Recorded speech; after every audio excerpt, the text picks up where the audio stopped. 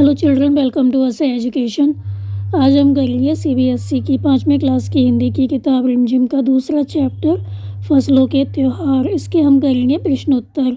आइए देखते हैं कि आपका पहला प्रश्न क्या है। पहला प्रश्न है, खिचड़ी में ऐसन जागा हम पहले कब्बो ना देखनी। तो खिचड़ी में ऐसन जागा हम पहले कब्बो ना देखनी, यहाँ तुम जो खिचड़ी शब्द आया है उससे क्या मतलब निकाल रहे हो। तो इसका आंसर होगा, यहाँ पर जो खिचड़ी शब्द आया है उसका मतलब त्यौहार से है। तो जनवरी के महीने में आता है ये त्यौहार जिसको हम कहते हैं मकर संक्रांति। तो इस दिन खिचड़ी बनती है और इस दिन जो पोंगल है, लोहड़ी है, ये जो त्यौहार हैं वो भी मनाए जाते हैं। तो यहाँ खिचड़ी एक त्यौहार का नाम है जो जनवरी के महीने में आता है, जैसे मकर संक्रांति, पोंगल, लोहड़ी आदि। आपका अगला प्रश्न है, क्या कभी ऐसा हो सकता है कि सूरज बिल्कुल ही ना निकले? अगर ऐसा हो तो मतलब अगर सूरज नहीं निकलेगा तो क्या होगा? तो क्या होगा, चारों ओर अंधेरा हो जाएगा, सूरज से मिलने वाली जो गर्मी है और शक्ति है वो नहीं मिलेगी, इससे खनिज तत्व भी नहीं मिलेंगे, पेड़ पौधे जो हैं वो मुरझाने लगेंगे। आपका अगला प्रश्न है, बाहर देखने से समय का अंदाज क्यों नहीं हो पा रहा था? तो बाहर देखने से समय का अंदाज़ा वो लोग क्यों नहीं लगा पा रहे थे? तो जिनके पास घड़ी नहीं होती तो वो समय का जो अनुमान है किस तरह से लगाते हैं? तो समय का अंदाज़ा वो क्यों नहीं लगा पा रहे थे? क्योंकि चारों तरफ कोहरा छाया हुआ था। कोहरा होने के कारण समय का अंदाज़ा नहीं हो पा रहा था। सर्दियों में कोहरे के कारण जो सूरज होता है वो दिखाई नहीं देता, तो लोग सूर्य की स्थिति से समय का अंदाज़ा लगा देते हैं। जो लोग होते हैं, सूरज की जो स्थिति होती है, सूर्य कहाँ पे होता है, इस तरह से लोगों को पता चल जाता है कि इस समय क्या टाइम हुआ होगा। तो लोग सूर्य की स्थिति से समय का अंदाज़ा लगाते हैं। जिनके पास घड़ी नहीं होती वे समय का अनुमान सूरज की चढ़ती, बढ़ती, उतरती स्थिति से लगाते हैं।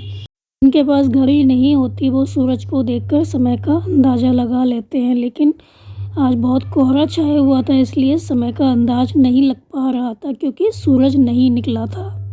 आपका अगला प्रश्न है, आज ई लोग के उठे के नहीं खे का।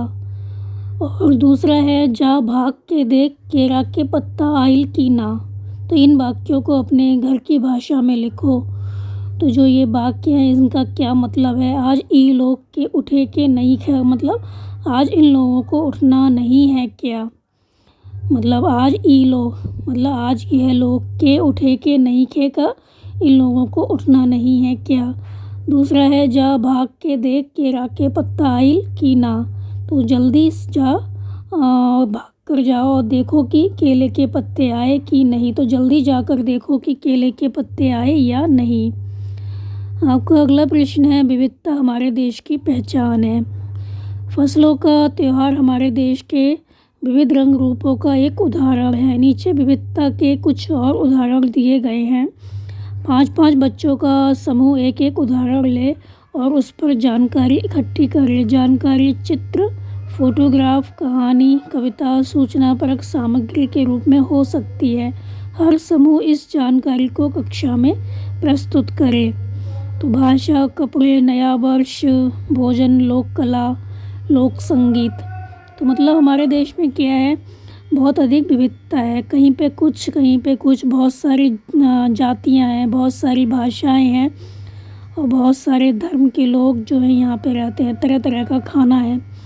तो भाषा, तो यहाँ पर भारत में अनेक भाषाएं बोली जाती हैं, जैसे कि गुजराती, मराठी, बंगाली, गढ़वाली, तमिल, कन्नड़, पंजाबी, उड़िया, तेलुगु, नेपाली, असमिया, सिंधी, मलयालम, हिंदी, ये जो सारी भाषाएं हैं वो बोली जाती हैं। तो इस तरह भाषा में क्या है, विविधता है। मतलब तरह तरह की भाषाएं यहाँ पर बोली जाती हैं। जो मराठी है, मराठा के लोग हैं वो मराठी बोलते हैं। गुजरात के लोग गुजराती, बंगाली जो हैं, बंगाल के लोग हैं वो बंगाली बोलते हैं। तो इस तरह यहाँ पर क्या है, विविधता है। कपड़े, हर प्रांत के परिधानों में ज़्यादातर साड़ी, सूट, लहंगा ये जो स्त्रियाँ हैं वो पहनती हैं। और पुरुषों में धोती, कुर्ता, लुंगी, पजामा ये पहना जाता है। तो हर जगह जो पहनावा है वो भी अलग अलग है। नया वर्ष अलग अलग जगहों पर नया वर्ष मनाने का तरीका अलग अलग होता है, जैसे बैसाखी पंजाब, उगाड़ी आंध्र प्रदेश, विशु केरल, तमिलनाडु, गुड़ी पड़वा जो है महाराष्ट्र। इसी तरह जो भोजन है वो भी सब जगह का अलग अलग होता है। तो अलग अलग राज्यों में अलग अलग प्रकार के भोजन मिलते हैं, जैसे छोले भटूरे, राजमा, मक्के की रोटी और सरसों का साग जो है वो पंजाब में मिलता है।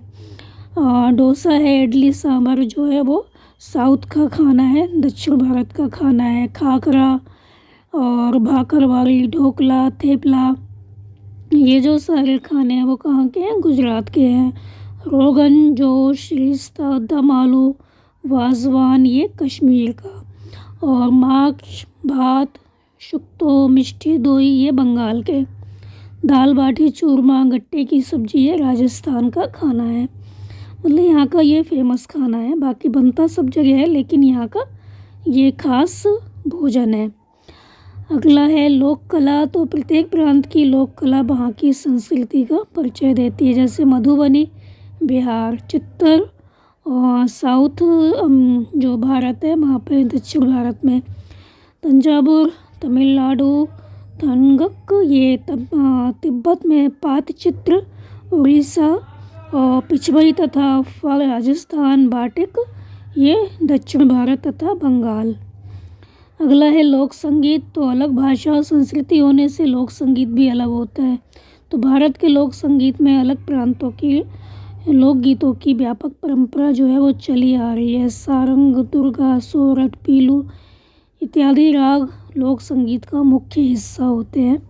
तो कजरी, सावन, चैता ये बनारस, मिर्ज़ापुर, उत्तर प्रदेश तथा पूर्वी और बिहार के जो पश्चिमी ज़िले हैं वहाँ पर होते हैं ये संगीत। और सोहनी, महिवाल, हीर रांझा ये पंजाब और ढोला मारू राजस्थान, विदेसिया बिहार, आल्हा बुंदेलखंडी। गरबा कहाँ होता है? गुजरात में होता है। रसिया ब्रज में होता है। आपका अगला प्रश्न है, तुम्हें कौन सा त्यौहार सबसे अच्छा लगता है और क्यों? इस दिन तुम्हारी दिनचर्या क्या रहती है? तो जो त्यौहार आपको अच्छा लगता है वो यहाँ पर आप लिख सकते हैं। तो हम लिखेंगे दीपावली के बारे में। तो मुझे दीपावली का त्यौहार बहुत अच्छा लगता है। तो इस दिन हम क्या करते हैं, अपना घर है उसको साफ़ करते हैं, बहुत सी खरीदारी करते हैं, हम दूसरों को उपहार देते हैं, गिफ्ट देते हैं और हमें भी बहुत से उपहार मिलते हैं। घर में माँ और दादी जो है तरह तरह के पकवान बनाती हैं, मिठाइयाँ बनाती हैं, घर को सजाया जाता है, आंगन में रंगोली बनाई जाती है, घर में सब लोग नए वस्त्र पहनते हैं, सुबह से ही घर में चहल पहल हो जाती है।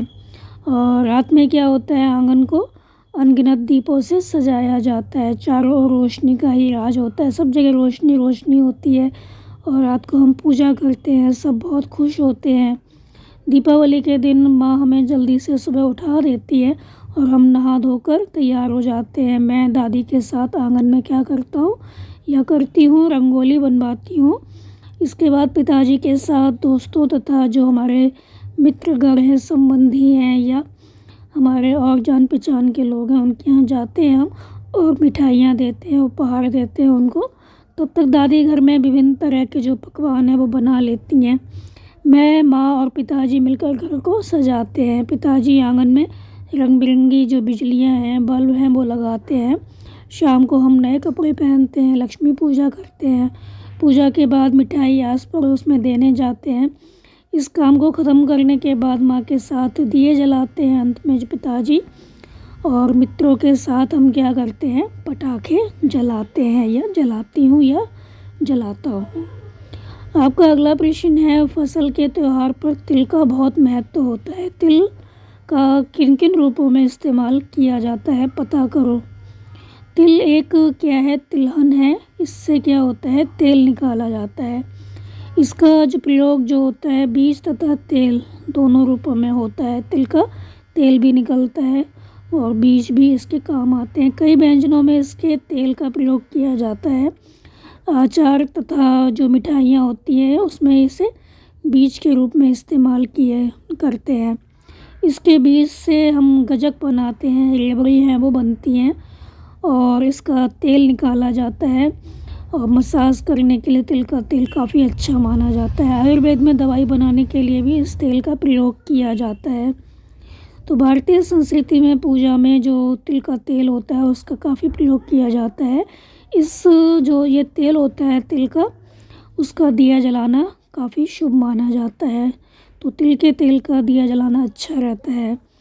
आपका अगला प्रश्न है कि तुम जानती हो कि तिल से तेल बनता है और किन चीज़ों से तेल बनता है और कैसे? हो सके तो तेल की दुकान पर जाकर पूछो। तो तिल से तेल बनता है, इसके अलावा कौन सी और चीज़ें हैं जिनसे कि तेल बनता है? तो तिल के अलावा मूंगफली, सरसों, नारियल, बादाम, आंवला और सूरजमुखी के जो फूल होते हैं उनके बीज से भी तेल निकलता है। तो बीजों को इकट्ठा किया जाता है, एकत्र किया जाता है, मशीनों से उनको साफ़ किया जाता है, फिर सुखाया जाता है और इसके बाद क्या होता है, जो ये बीज होते हैं उनको मशीनों में डाला जाता है, मशीनों में इन्हें कूटा और मसला जाता है। इसके बाद तेल को जो बड़ी बड़ी पाइप होती है उनके माध्यम से अलग किया जाता है और वहाँ इसको साफ़ करके फिर भरा जाता है। आपका अगला प्रश्न है, किसान और खेती हम में से बहुत से लोगों की जानी पहचानी दुनिया का हिस्सा नहीं है। तो किसान और खेती सभी लोग नहीं जानते। विशेष रूप से जो शहर के लोग होते हैं उनको नहीं पता होता कि हमारी ज़िंदगी किस हद तक इनसे जुड़ी हुई है। देश के कई हिस्सों में आज किसानों को ज़िंदा रहने के लिए बहुत मेहनत और संघर्ष करना पड़ रहा है। अगर यह जानने की कोशिश करें कि हम दिन भर जो चीज़ें खाते हैं वो कहाँ से आती हैं, तो किसानों की हमारी ज़िंदगी में भूमिका को हम समझ पाएंगे। तो किसानों की हमारी ज़िंदगी में क्या भूमिका है वो हम समझ जाएंगे, क्योंकि हम जो दिन भर चीज़ें खाते हैं वो क्या होता है, ज़्यादातर जो किसान होते हैं वही उगाते हैं। आलू की जो पकौड़ी है, बर्फ़ी है, आइसक्रीम है, इन 3 चीज़ों के बारे में नीचे दिए गए बिंदुओं को ध्यान में रखते हुए जानकारी इकट्ठी करो और मेरी कहानी के रूप में उसे लिखो।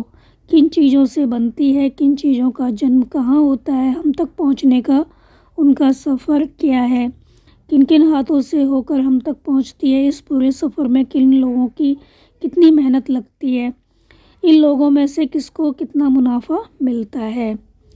अगले वर्ष कक्षा 6 में सामाजिक एवं राजनीतिक जीवन के बारे में पढ़ोगी तो ऊपर लिखे सफ़र में शामिल लोगों की दिनचर्या पता करने का मौका भी मिलेगा। तो आंसर होगा कि जो आलू की पकौड़ी होती है वो किससे बनती है? आलू और बेसन से बनती है। बर्फ़ी जो होती है वो खोए से बनती है और आइसक्रीम जो होती है दूध से बनती है। बेसन चने की दाल से बनाया जाता है। जो बेसन होता है वो चने की दाल से बनता है। आलू और चने की दाल को किसान खेतों में उगाते हैं। खोया और आइसक्रीम दूध से बनते हैं। इसे जो ग्वाले होते हैं उनके द्वारा गाय और भैंसों से प्राप्त किया जाता है। जो दूध होता है वो गाय और भैंसों से जो ग्वाले होते हैं वो प्राप्त करते हैं, वो निकालते हैं। चना व आलू किसानों द्वारा व्यापारियों को बेच दिया जाता है। इसके बाद जो चना होता है बड़ी कंपनियों तक पहुंचता है और आलू व्यापारियों द्वारा बाज़ारों में पहुंचा दिया जाता है। ऐसे ही दूध जो होता है ग्वालों द्वारा जो बड़ी बड़ी कंपनियां होती हैं उनको बेचा जाता है। बेसन, खोया और आइसक्रीम कंपनियों द्वारा जो है बनाई जाती हैं। ये बेसन है, खोया है और आइसक्रीम है, वो कंपनियों में बनते हैं। बाद में ये दुकानदारों के हाथों से होकर हम तक पहुंचते हैं। तो इसमें किसानों, ग्वालों, व्यापारियों और कंपनियों की मेहनत लगती है। इनमें किसानों और ग्वालों को कम, लेकिन जो कंपनियां होती हैं, व्यापारी होते हैं, दुकानदार होते हैं, उनको ज़्यादा फ़ायदा होता है। आपका अगला प्रश्न है, गया शहर तिलकुट के लिए भी प्रसिद्ध है। जो गया शहर है जो कि बिहार में है, तिलकुट के लिए काफ़ी प्रसिद्ध है। हमारे देश में छोटी बड़ी ऐसी कई जगह हैं जो अपने ख़ास पकवान के लिए मशहूर हैं। तो अपने परिवार के लोगों से पता करके उनके बारे में लिखो। तो आपको ये पता करना है कि कौन सी ऐसी जगह हैं जहाँ पर ख़ास पकवान बनाए जाते हैं। तो ये जो प्रश्न है वो आप अपने परिवार में जो माँ हैं उनसे पूछ के कर सकते हैं कि कौन से शहर में कौन सी प्रसिद्ध मिठाई है वो बनती है। तो इसमें आप लिख सकते हैं जैसे कि आगरे का पेठा है वो काफ़ी प्रसिद्ध होता है और जो बंगाल के रसगुल्ले होते हैं वो काफ़ी फेमस हैं, सब जगह काफ़ी प्रसिद्ध हैं। और जो मथुरा के पेड़े हैं वो सब जगह मशहूर हैं, काफ़ी फेमस हैं। तो इस तरह से आप अपने घर वालों से पूछ के लिख सकते हैं कि कौन से ख़ास पकवान, कौन सी मिठाई कहाँ पर अच्छी बनती है और कौन सी ख़ास जगह किस पकवान के लिए मशहूर है। आपका अगला प्रश्न है, पिछले 2 वर्षों में तुमने काम वाले शब्दों के बारे में जाना। इन शब्दों को क्रिया भी कहते हैं। जो काम करने वाले शब्द होते हैं, काम वाले शब्द होते हैं, उनको क्रिया कहते हैं, क्योंकि क्रिया का संबंध कोई काम करने से है। नीचे खिचड़ी बनाने की विधि दी गई है, इसमें बीच बीच में कुछ क्रियाएं छूट गई हैं।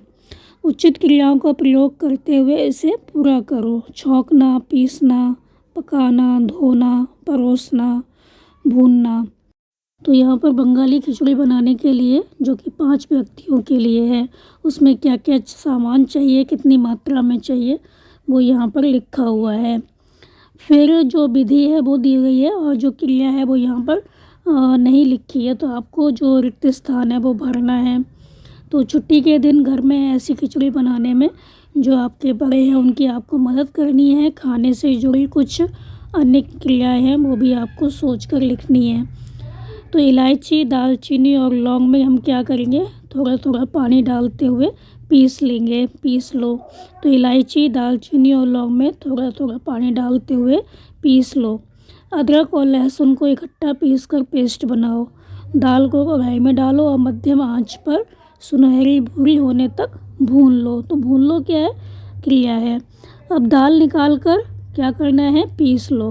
तो पीस लो, क्रिया। तेल को कुकर में डालकर गरम करो। तेल गरम हो जाने पर तेज पत्ते और जीरा डालो। जीरा जब चटकने लगे तो प्याज डालकर सुनहरा भूरा होने तक भूनो। अब अदरक लहसुन का पेस्ट डालकर कुछ मिनट पकाओ। धुली हुई दाल, चावल और सब्जी डालो, अच्छी तरह मिलाओ। शेष पानी मतलब 4 प्याले डालकर एक बार चलाओ।